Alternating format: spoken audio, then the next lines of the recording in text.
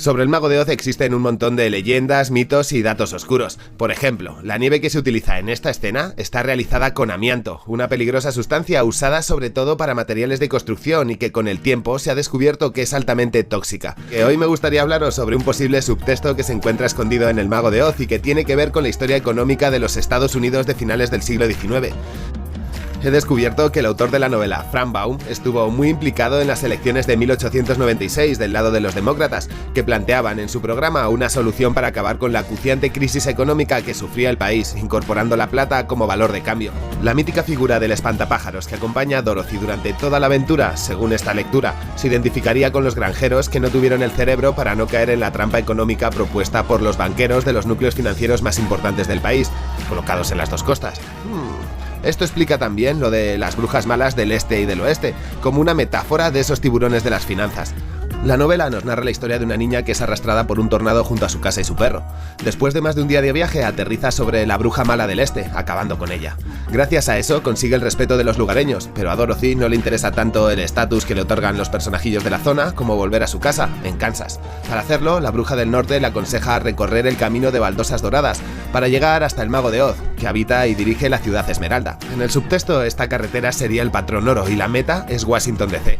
Además, quedaros con esto. Dorothy, que representa al pueblo estadounidense, tiene que recorrerla utilizando unos zapatos que son de plata.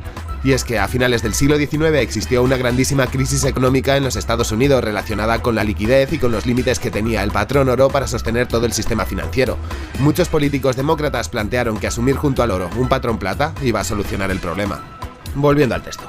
Cuando la niña inicia su aventura, rápidamente se encontrará con un espantapájaros que no es capaz de asustar a los cuervos que comen las semillas de las tierras que vigila. Este personaje añora tener un cerebro con el que diseñar las estrategias para evitar que roben la cosecha. Según la lectura económica, el espantapájaros representa a los granjeros que no tuvieron cabeza para hacer frente a esa situación. Además, que los pájaros que devoran los campos sean negros probablemente tenga que ver con el color de la ropa de esos abogados que se encargaron de ejecutar las hipotecas que pidieron para salir de la crisis y que les llevó a perder sus tierras. Ya juntos, Dorothy y el espantapájaros se encuentran con un hombre de hojalata, pero no siempre había sido de metal, antes fue un labrador. El tema es que la bruja del oeste lo hechizó y convirtió su cuerpo en metal. En ese proceso de volverse máquina perdió su corazón y ya no puede sentir nada, anda insensibilizado. Si miramos esta historia desde el punto de vista social, Baum nos está hablando de la transformación que sufrieron los trabajadores que no eran propietarios de la tierra, que por culpa de la industrialización abandonaron el campo por el trabajo en la fábrica, que es muy deshumanizador. Aparte, esa falta de empatía por no tener corazón está relacionado con la falta de solidaridad entre trabajadores. Cuando la crisis golpeó tan duramente a los granjeros, no los apoyaron ni se sindicaron juntos. Y una última cosa, en la presentación del personaje hay una buena metáfora. Sus articulaciones están oxidadas y ya no puede trabajar. El autor nos habla de cómo el paro afectó sobre el sector industrial en la década de 1890.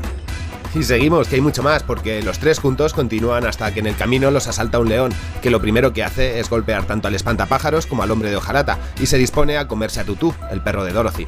Cuando ésta le hace frente, el león baja los humos. Sí, como la clase política, que no le tiembla el pulso para azuzar en el hocico a los trabajadores del sector primario y secundario, pero que en cuanto el pueblo, representado en Dorothy, le para los pies, no sabe cómo reaccionar.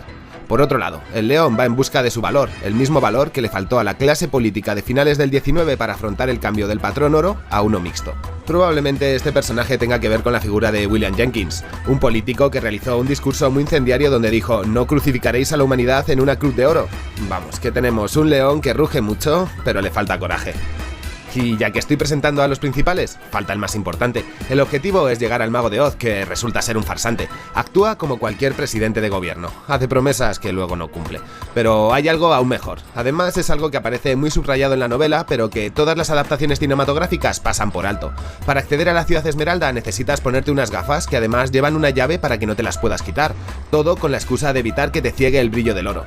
Pues resulta, muy en la tónica de la película Están vivos, que esas gafas simplemente son para crear una ilusión óptica que te hace ver el mundo de color verde, del color del dinero. Y continúo porque de verdad todos los personajes tienen un subtexto.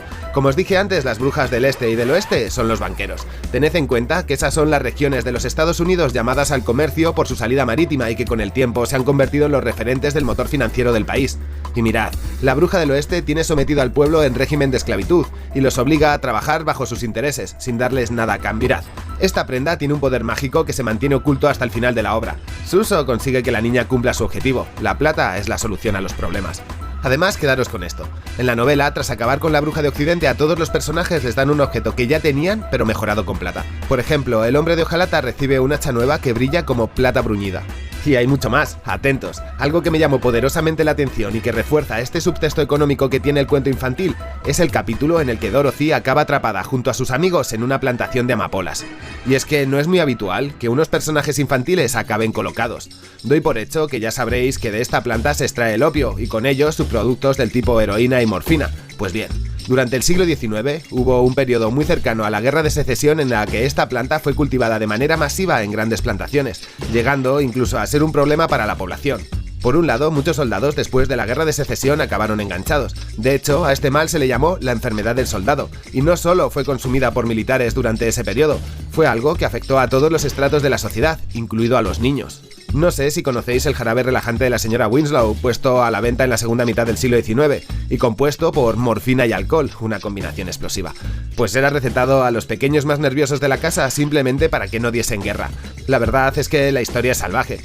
El tema es que durante unos cuantos años la dormidera fue un cultivo bastante extendido en los campos de cultivo de los Estados Unidos, y el Mago de Oz deja constancia de eso, del problema que supone meterse en medio de una plantación de amapolas. Pero esperad, que aparte de esta interpretación histórica existe otra más metafísica, o tal vez la palabra correcta es más esotérica. Para los más místicos, la historia del Mago de Oz es una alegoría sobre la trayectoria del alma hacia la iluminación. Para dar consistencia a esta historia, hay que tener en cuenta que el autor, Baum, era miembro de la Sociedad Teosófica.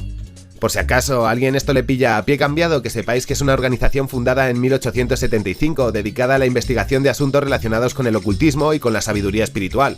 Solo hay que ver su sello para darnos cuenta de la fusión de distintas religiones que intenta hacer. Este culto fue fundado por Elena Blavatsky, una mujer que fue referente de personalidades tan dispares como Adolfito, Lovecraft, Gandhi o Borges.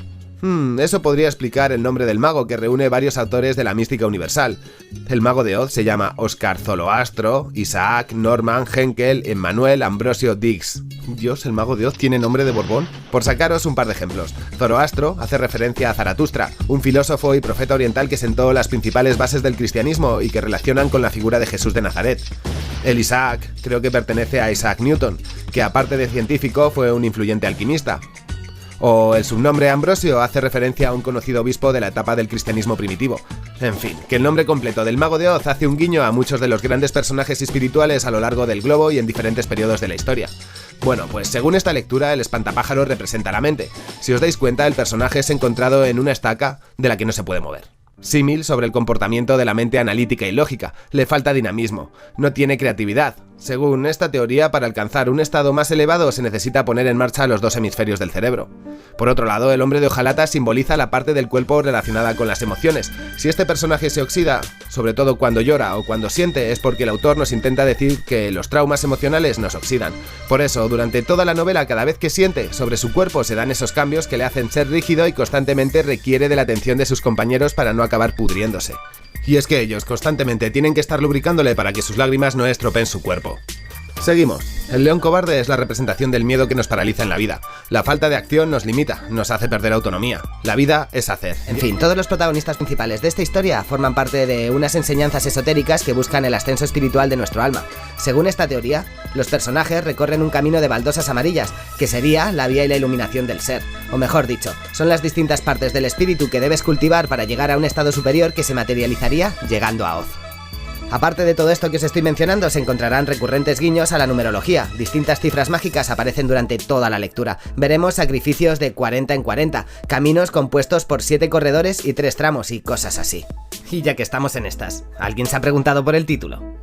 Según el autor, Oz tiene que ver con que él mismo no sabía muy bien cómo nombrar tanto a la Tierra Mágica ni a su personaje principal. Miró a su alrededor y vio una enciclopedia dividida en 3 tomos. El primero de la A a la G, el siguiente era de la H a la N y el último iba de la O a la Z, Oz. En cambio, para quienes creen en la historia del patrón oro, Oz es el diminutivo de onza, y hace referencia a las onzas de oro. Y por otro lado, para quienes creen en la versión mística, tiene que ver con una teoría que alude que en la Biblia se menciona la tierra de Uz como el hogar de Job, o de Job, como se diga, palabra que es bastante similar a Oz.